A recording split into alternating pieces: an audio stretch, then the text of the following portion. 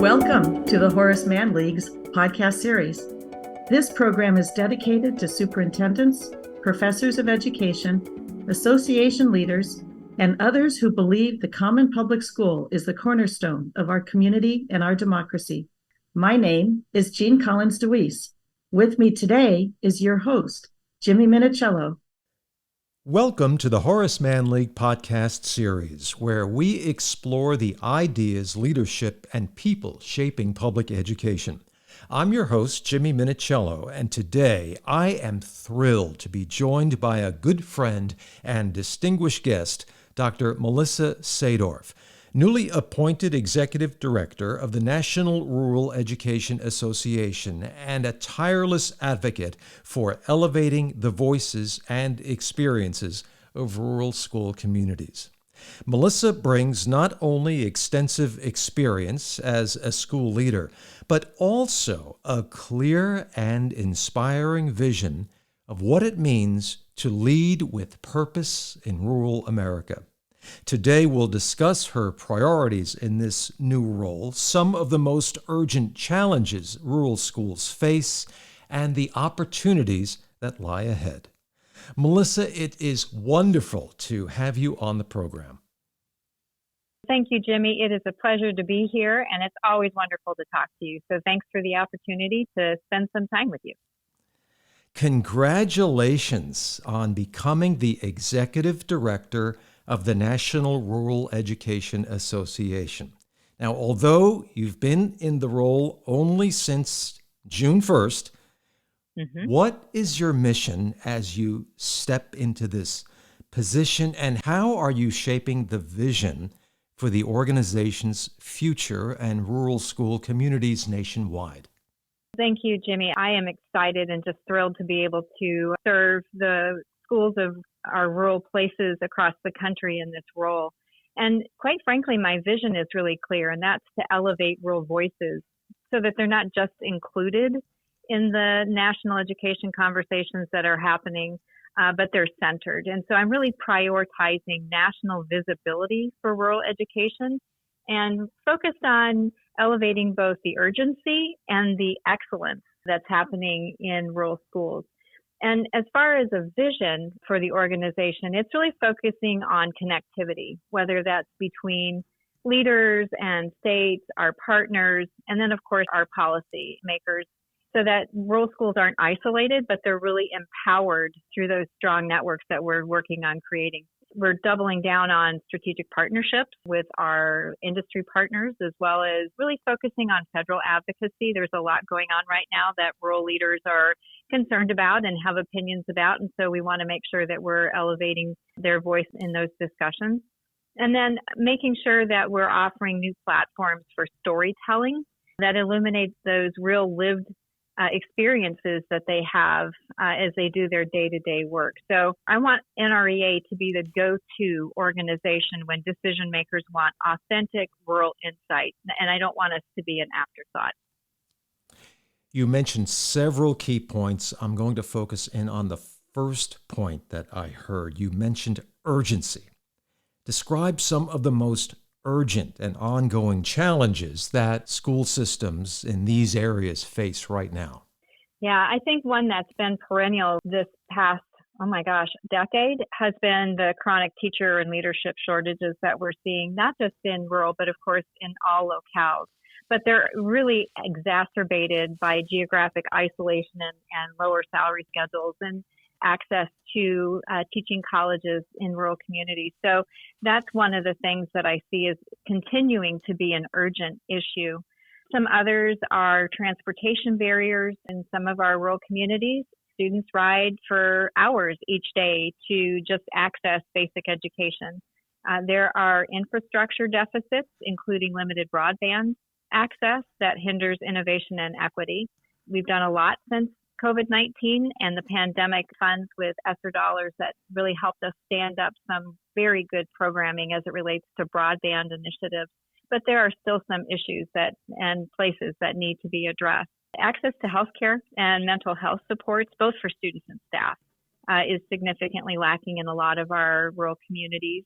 And housing shortages, surprisingly enough, are also an issue, and they affect staff recruitment. We have jobs, but often there are not places for those educators to live. Another thing that I think is urgent is that we have declining enrollment, and that affects our funding. And then in towns that are experiencing population loss, that can lead to a loss in morale as well. Those are some of the things that are urgent and on rural leaders' minds right now. Let's talk about the teacher shortage as you described a few moments ago. What advice would you give to rural leaders facing ongoing teacher shortages? I know that there's been a good focus in the last few years on grow your own programs, where you've got future educators that may be already in your hallways or on your payroll. And that's been very successful. And so I would advise that they continue to bulk up those programs. The other thing that's really important in rural communities is that the school is typically the hub of the community. And you want to make sure that you're approaching teacher recruitment and retention as a community-wide effort, where you're engaging businesses and real estate agents and the faith-based community in welcoming new staff and ensuring that they feel engaged in the community on day one. Also, making sure that you're focused on building strong partnerships with local universities or community colleges to create pipelines, not just internships, but really pipelines to work in that local school system. Some of the other things that I've seen that have been successful are flexible scheduling, housing incentives if you are able to support people moving into your community and finding a place to live. And then also those community-based supports that make rural living more viable, like health-based care and other types of supports that the community typically can get involved in. And then finally, I think investing in your school culture. People stay where they feel supported and they feel seen. And so ensuring that you've got a good, solid plan for building positive culture and climate, I think is really important as well. You stated your commitment to making sure rural schools are not just an afterthought, but a vital part of the national education discussion. What practical steps are necessary to ensure rural schools are truly recognized, heard, and supported, and as you said, where the voices are being elevated? Number one is making sure that we're focused on increasing rural representation on state and national advisory boards or policy think tanks, education commissions, whether they're at the state or federal level. Being at the table is the first step. And making sure that we're developing leadership pipelines to ensure that rural educators move into policy and research and advocacy roles, that they feel prepared and comfortable with taking on those new tasks.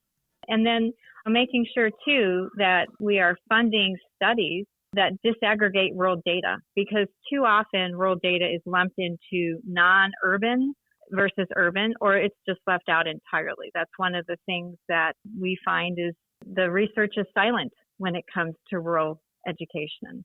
We want to make sure that we're embedding rural-specific metrics in that data collection and reporting. And then also making sure that people understand the importance of investing in strategic communication so that rural stories can be amplified in the media and not marginalized, so that that story does have an opportunity and a platform to get out into the public sphere. And then the last thing is making sure that we're paying attention to building advocacy literacy among rural leaders so that they really know how and when and where to speak up effectively to tell their story. Well, speaking of policy and advocacy and storytelling, this summer you attended AASA's National Legislative Advocacy Conference in Washington, D.C. How did that go? It was amazing. I'll tell you, there was an unmistakable urgency in D.C. right now around the future of public education. And I was excited to be able to bring the message to the offices that I was able to visit, that rural needs are still sometimes misunderstood or overlooked. And it was nice to be able to tell real stories about what's happening in the field, because really when we emphasize the human cost, what it means when a bus route is cut or when a school closes its doors for good, those things matter and they resonate with the people that we were able to talk to. One of the things that's in play right now is the Secure Rural Schools Act. And it was encouraging to know that there is bipartisan support for SRS, but that's still something that hasn't crossed the finish line yet. And so we were able to discuss how important that programming is to rural communities, not just in Arizona, where I was advocating from and for, but across the country. Those schools that rely on SRS funding are heavily impacted when those dollars don't come through. Meeting with congressional staff reaffirmed for me that our stories do matter, and we're not data points. We really do live day to day with decisions that are being made at the Capitol. So understanding that our strength really lies in that collective rural voice. When we show up together, we shift the narrative. That's a great takeaway for me from the week is that, advocacy, we're stronger together when we do it, and it's not a one-time event. It really does need to become a leadership habit. Absolutely. Talk about the energy and enthusiasm that you felt at the Legislative Advocacy Conference, and why should a district leader attend? When you are in a room of superintendents that are all focused on ensuring that their stories are told and that the people that are making decisions that impact the work that they do day to day are aware of the unintended consequences sometimes that have an impact on real lives, our students. And it's empowering when you are in a room like that where people are all focused on one mission, and that's making sure that we speak for our students and their families and our communities so that there are things that are being done to support rather than hurt and hinder the programming, the curriculum, the good work that they're doing in their home base. What might even the most experienced non-rural leaders not completely understand about leading in rural communities? That's a great question, Jimmy, and I really appreciate that you're asking it.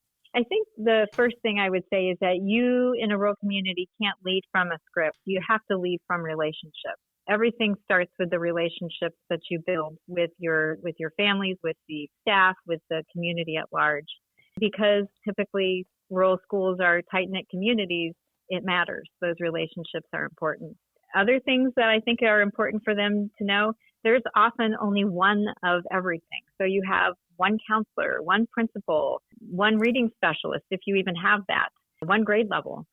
So you don't have places and opportunities to connect across grade levels, for example, like you would in a larger district. Change doesn't happen over policy memos. It really is one conversation at a time. And sometimes that's even out in the community at the grocery store or at the bank where you're selling an initiative or programming or explaining to a stakeholder why something might be important for students. The community is the school and vice versa. There is no separation between those two things. What's also important for non-rural leaders to know is that resources are scarce, but we have learned to be creative with what we have. Innovation out of necessity is something that I have said a lot about rural leadership. You have to do with what you have. If you have a program that needs to be stood up, you look around with new eyes, fresh eyes on your assets, and you stand something up. So resources that urban districts take for granted, like whether it's programming or grant writers or specialists, they just don't exist. So you do with what you have. And I've seen some amazingly creative programming come out of rural districts. And school closures and consolidations are something that I know are happening in all locales right now due to declining enrollment across the country.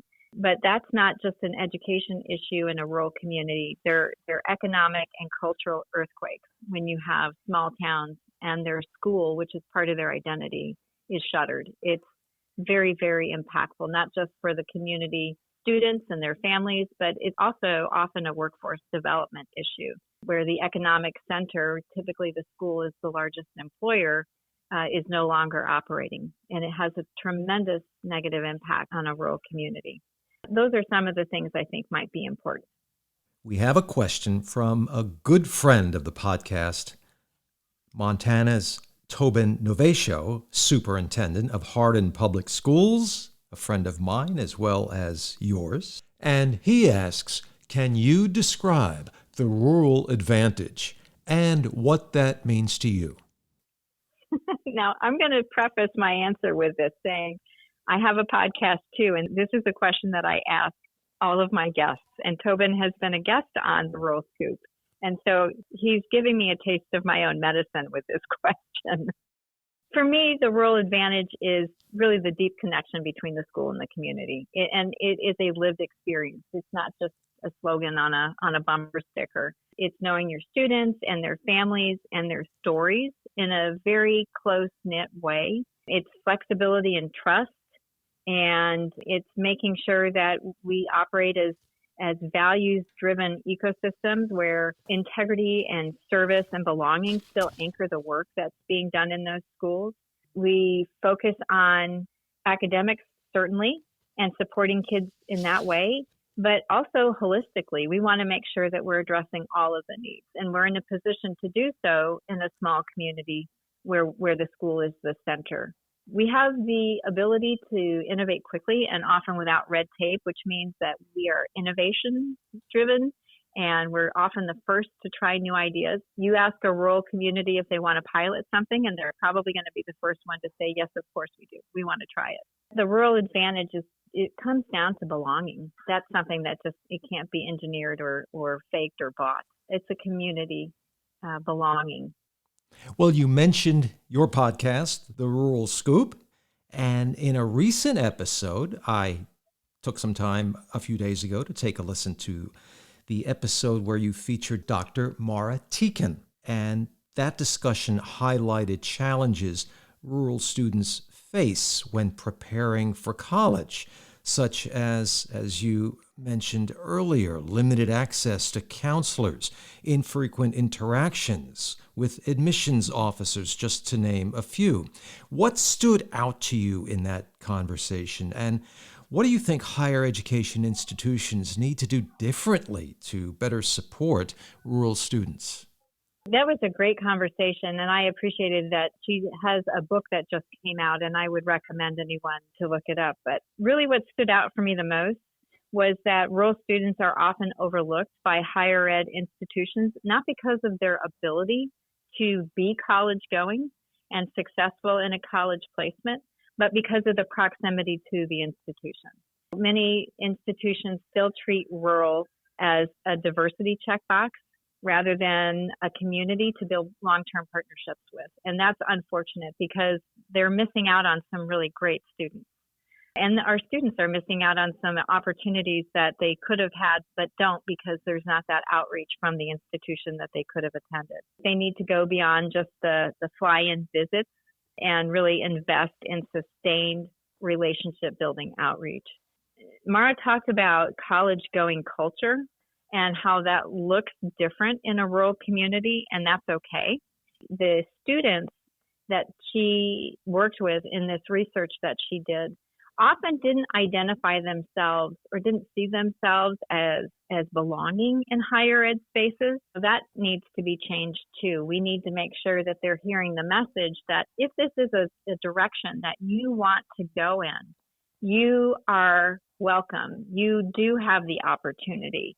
They need to see themselves in that recruitment process. And so making sure that in the materials that we're offering them and the reps that are coming from the institutions themselves, they need to be able to see themselves in that. So we need more of the connection between higher education and K-12 systems around college-going culture and really building that relationship to make sure that it's possible. Speaking of books, you mentioned Dr. Teakin's book entitled Educated Out: How Rural Students Navigate Elite Colleges and What It Costs Them. Your book, The Resilient Rural Leader, truly captures the unpredictable, all-hands-on-deck nature of rural leadership. beyond no such thing as a typical day, what are one or two other takeaways you hope resonate with readers? One key takeaway is that rural leaders have to cultivate their own resilience on purpose. We can't pour from an empty cup. Making sure that you know what your assets are and who your key stakeholders are and who your supporters are, and finding a mentor, making sure that you know all of those, where can I go for support assets, I think is important. Another key is that leadership really is collective, especially in a rural community. No one leads alone. And that is a strength, not a weakness. And so leaning into the fact that leadership does have to be distributed in a rural community to really be substantial.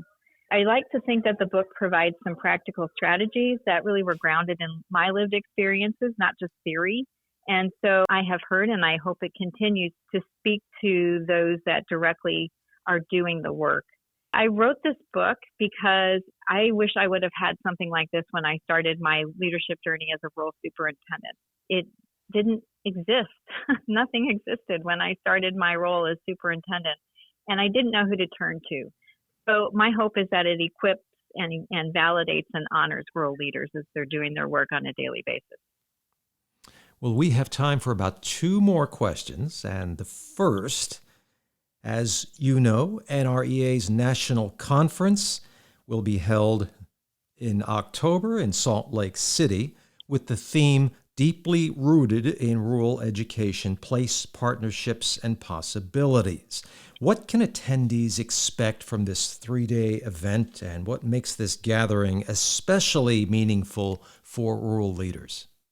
When people ask about the NFAIR conference, the National Forum to Advance Rural Education, one of the things I tell them is it's the only place that I've ever gone to that focuses on rural, where you don't have to spend the first 5 minutes talking about what rural means, because everybody's from a rural community or is rural adjacent. They at least have an understanding of what rural is.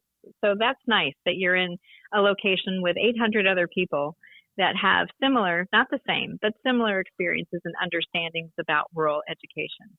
Attendees can expect high quality, rural relevant content. This is our conference that's built for and by rural leaders. And sessions are going to be focused on real solutions to real problems, not just the hypotheticals and policy debates, but what's going to work to support rural leaders and educators doing their jobs. We also have a very diverse attendee list, and we have K-12, we have governing board members, we have higher education and rural researchers, all coming together alongside other nonprofit rural supporters. It's an amazingly diverse group of people and a lot of different perspectives that come to the table. And the conversations that I've had year over year have just left me feeling energized and hopeful about what rural education can mean. And that networking is just a really powerful place where you can connect with other rural educators from across the country. The theme this year really reminds us that our identity, our place matters, and that we thrive when we partner across boundaries. The conference is going to be a great one. I hope people can join us. We'll be releasing our Why Rural Matters report, which is a very data-rich report that is state-by-state comparisons around rural indicators. And it's very useful for people that are advocating either at their state level or at the national level to be able to pull in some statistics and put some practical stories and understandings to the numbers. It's a powerful tool, and that will be released at our conference in October. Fantastic. And if someone wants to attend, how do they go about registering? They can go to the NREA website, which is nrea.net, and click on the conference link, and it'll take them right there. Wonderful, wonderful. One more question, and that is, as you look ahead in your new role, what gives you the most hope right now about the future of rural education in America? You know, I'm hopeful that I see a very amazing rising generation of rural leaders who are bold, They're connected, and they are really unapologetic about their commitment to the places that they live and work. I see that there's more collaboration happening across sectors, so healthcare and housing, economic development, that is really recognizing that schools in rural communities serve as community anchors and really leaning into that across those conversations that are happening in those communities. I also think that there's philanthropic and federal attention that's starting to shift toward rural schools, and it is slow, but the door, I think, is opening, and there's a recognition that rural doesn't mean backwards, deficit. It means innovation and asset friendly and asset based. And so I think that that's important too. There's just that recognition of it being a source of wisdom and strength and innovation. Rural communities as a whole are really reclaiming their narrative, and they're shaping their own future instead of waiting for somebody else to define it.